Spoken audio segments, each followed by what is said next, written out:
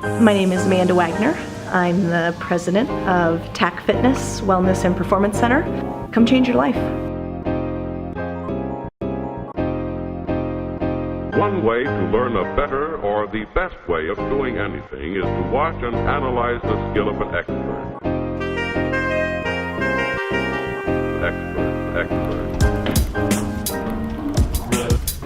Hello! Hello. How are you?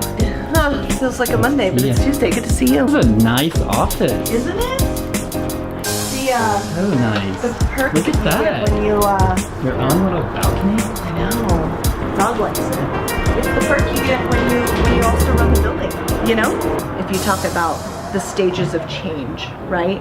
And how they influence your life, we talk about awareness is the first stage to change. Either just being aware of a particular problem or a goal that you have in mind. That's that first step and will help bring you to the next step in your life. That, you know, we talk about, and when I motivate my staffs, I'm like, you guys, when someone walks into the gym, they're already in the transition of stage. Like they've already made the decision to walk in and do something. Now we've got to help them with that. So our first question isn't, you know, what do you want to buy, or let's try and sell you something, is why are you here? What brought you here? And then showing them that so that they can really kind of build on that. And then if they ask more questions, you know, showing them around. We started with a goal in mind. The goal was to be a wellness center that would support individuals in transitioning from surgery to physical therapy, even on, you know, on a primary care physician level, right? You go to the doctor's office and, you know, just helping them with losing weight or eating healthier or moving more. And so we started there, and then when we had the opportunity to create the fitness center, we already had a baseline, right, of our kind of our tagline, which is helping individuals find their own reasons and motivation for change. So we created that with the fitness center. We created the post-rehab side. Right now we're doing a lot of worksite wellness. We're actually going to organizations and we're advising them on best practices to promote a wellness program. We're helping them build fitness centers within their organizations, the bigger ones. We're offering classes, we're offering big corporate group discounts. So that's the other side of it, is just having other lines of service that can help us continue to build on what we're doing. My screensaver on my phone says, if it doesn't challenge you, it doesn't change you. And that's a huge motivation for me in terms of helping drive the economy, in terms of business development, in terms of bringing more of a sense of community.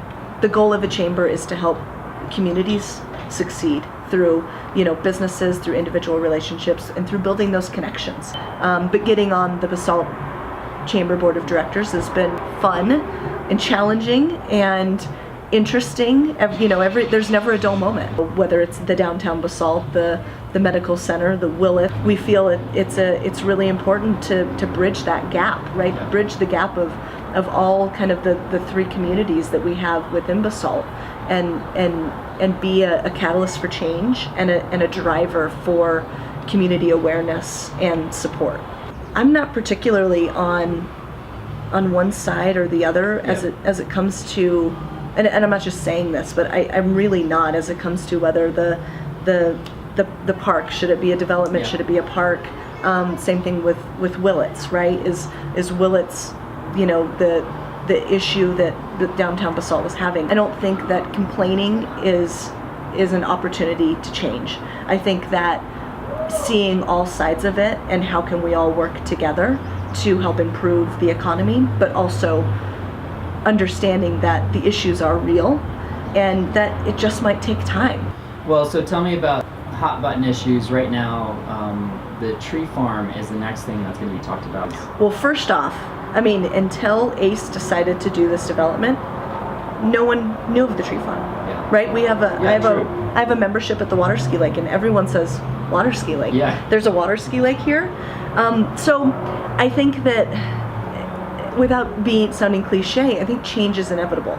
I grew up in this valley. The Snowmass Canyon didn't exist, right? It was like a little 2-lane road. I mean, I watched the development of the Glenwood Canyon and talk about, you know, the complaints, you know, that people had, like, you know, what a challenge it was to get here while they were working on that. But now it's so great, right? It's a great way to get people here through tourism. But you're talking about the Grand Avenue Bridge project. You're talking about, I remember where Target is in the Glenwood Meadows. Now when we look at how good it is for Glenwood's economy, it's huge. But a lot of people didn't want it. So going back to the tree farm, is his vision is to create a energy efficient, pedestrian friendly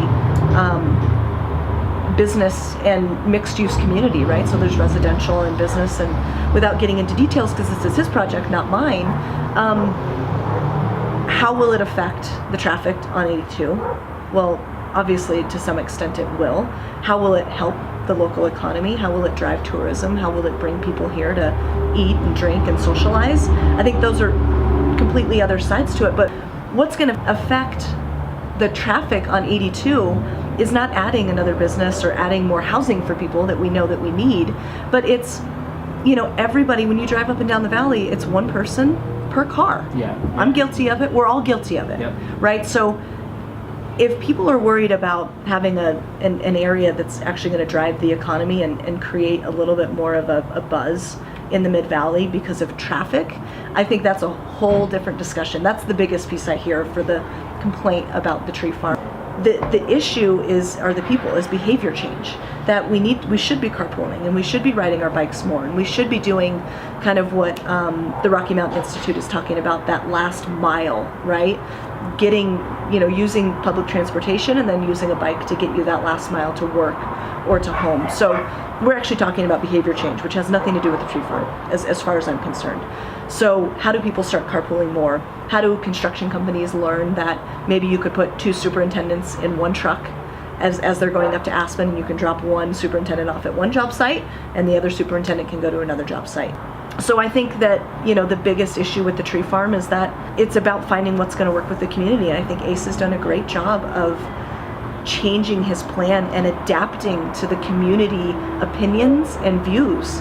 And he's there at this point. And so now, if the issue is about traffic, then let's address traffic.